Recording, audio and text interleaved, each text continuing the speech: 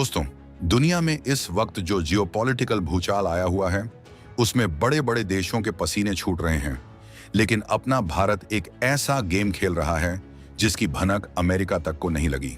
Team Modi आखिर संकट में भी बिना डिगे करोड़ों भारतीयों को इस ग्लोबल क्राइसिस की आंच से कैसे बचा रही है। जो काम अमेरिका जैसा देश नहीं कर पाया, वो भारत ने कैसे कर डाला। अफ्रीका के अंगोला और लैटिन अमेरिका के अर्जेंटीना से रातों रात क्या बड़ा गेम किया है। 20,000 किलोमीटर दूर नामुमकिन लॉजिस्टिक मिशन कैसे पॉसिबल हो रहा है।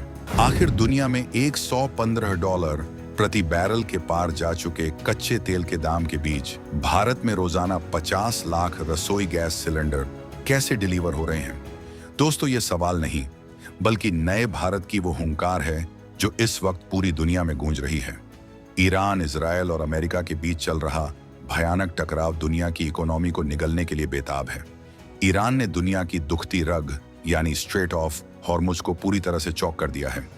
ये वो रास्ता है जहां से दुनिया का 20% तेल और गैस गुजरता है। इस रास्ते के ब्लॉक होते ही दुनिया भर के मार्केट में हाहाकार मचा हुआ है।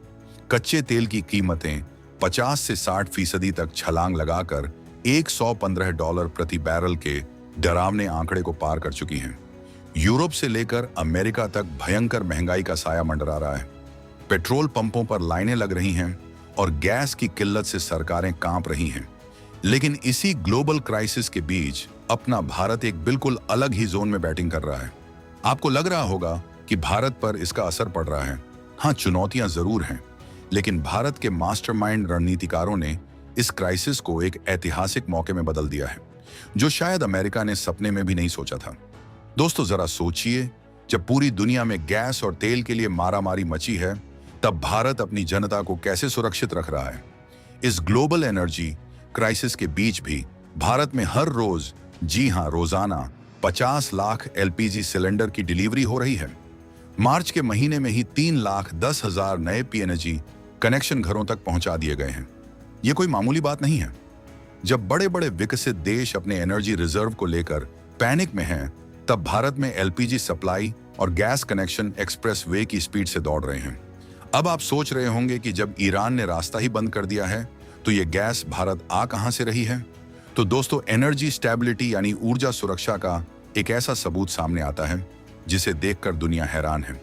मुंबई का बंदरगाह और समंदर की लहरों को चीरता हुआ एक विशाल LPG टैंकर BWTYR भारत के किनारे लगता है। ये टैंकर इस बात का जीता जागता सबूत है कि हॉर्मुज के बंद होने के बावजूद भारत की सप्लाई चेन बिल्कुल लोहे की तरह मजबूत है।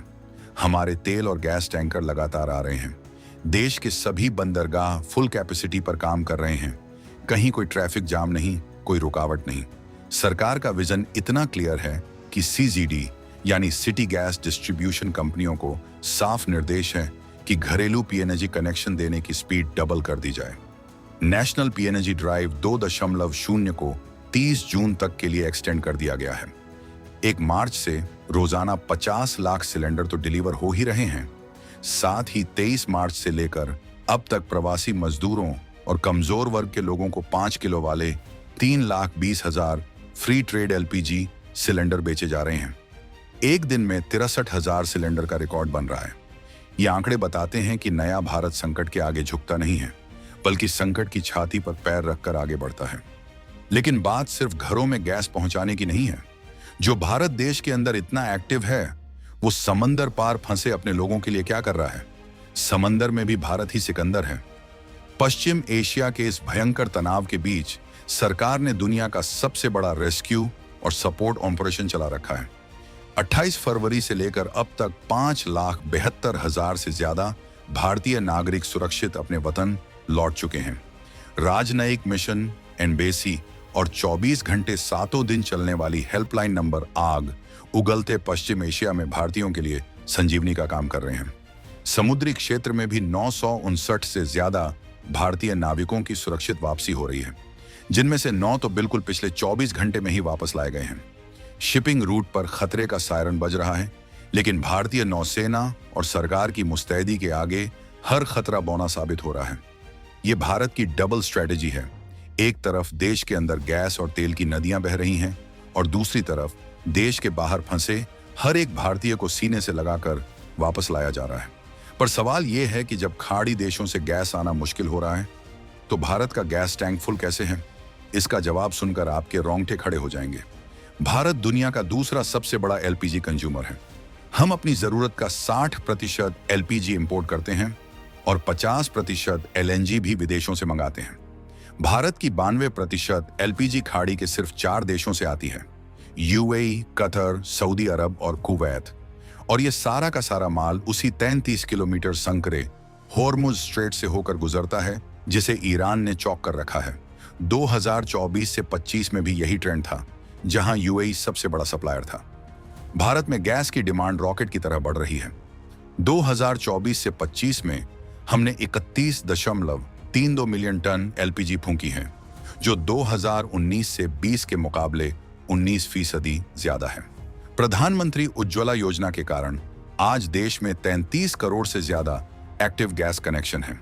घरेलू प्रोडक्शन 12.79 मिलियन टन पर अटका हुआ है, यानी डिमांड आसमान पर और सप्लाई रूट पर पश्चिम एशिया का संकट। इस सिचुएशन में कोई भी देश घुटने टेक देता, लेकिन अपना भारत अलग ही मिट्टी का बना है।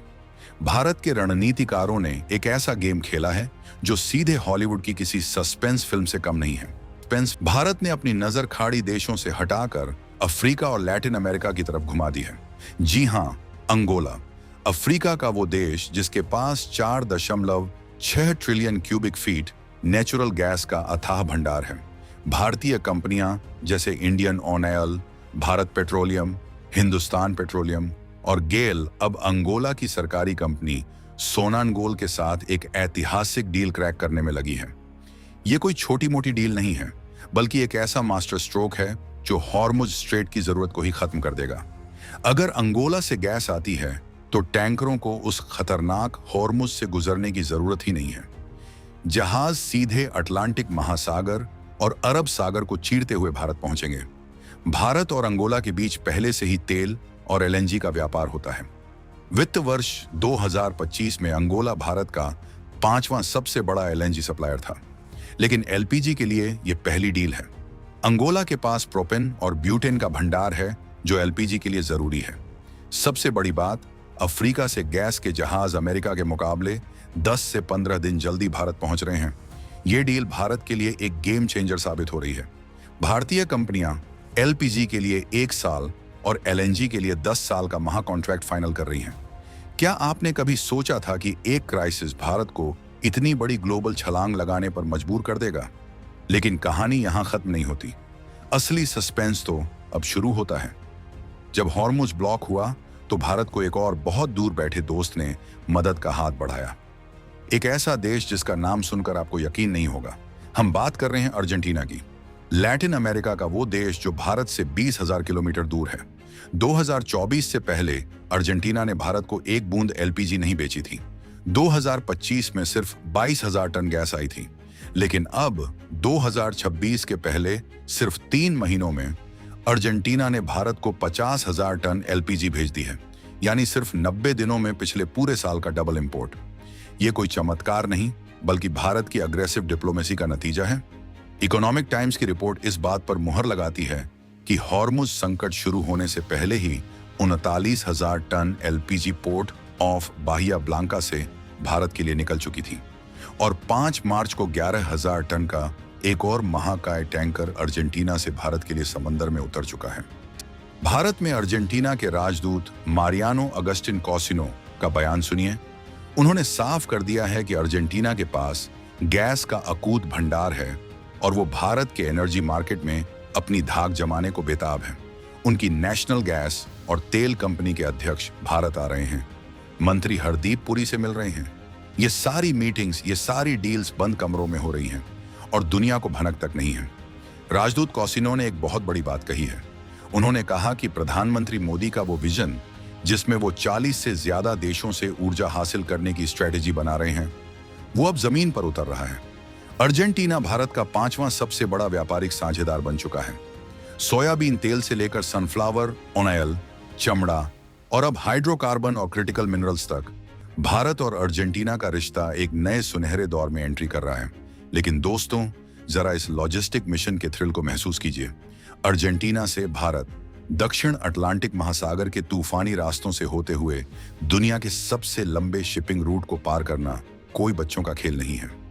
बाहिया ब्लांका पोर्ट से भारत के गुजरात में दाहेज पोर्ट की दूरी लगभग 19 से 20,000 किलोमीटर है। इतना लंबा रूट, मौसम की भयंकर चुनौतियां, समंदर के लुटेरों का खतरा और आसमान छूता लॉजिस्टिक खर्च। लेकिन जब बात देश की ऊर्जा सुरक्षा की हो, जब बात 33 करोड़ रसोई गैस कनेक्शनों की हो, तो भारत किसी भी खर्च की परवाह नहीं करता। ये दिखाता है कि भारत अब किसी एक क्षेत्र के भरोसे नहीं बैठा है। मिडिल ईस्ट में आग लगे या समंदर में तूफान आए, भारत की सप्लाई चेन को कोई रोक नहीं सकता। हम सिर्फ अंगोला और अर्जेंटीना पर नहीं रुक रहे हैं। भारत के रणनीतिकार ऑस्ट्रेलिया, अल्जीरिया और रूस जैसे देशों के साथ भी टेबल पर बैठे हैं। ये डाइवर्सिफिकेशन यानी अलग अलग देशों से गैस खरीदने का ये प्लान भारत को दुनिया के एनर्जी मार्केट का एक अजेय खिलाड़ी बना रहा है। जरा सोचिए, क्या आज से 10 साल पहले किसी ने सोचा था कि भारत इस लेवल की ग्लोबल स्ट्रेटजी पर काम करेगा? जब अमेरिका अपने हथियारों की विश्वसनीयता खो रहा है, जब दुनिया की बड़ी ताकतें पश्चिम एशिया के दलदल में फंसी हैं, तब भारत अपनी इकोनॉमी को रॉकेट की तरह ऊपर ले जा रहा है। भारत की ये आक्रामक लेकिन शांत कूटनीति दुनिया भर के थिंक टैंक्स को सोचने पर मजबूर कर रही है। दोस्तों, आप अपनी राय कमेंट बॉक्स में जरूर दें। आपका हर एक कमेंट भारत की इस नई सोच को और मजबूत करेगा। वीडियो को लाइक और शेयर जरूर करें। जय हिंद, वंदे मातरम।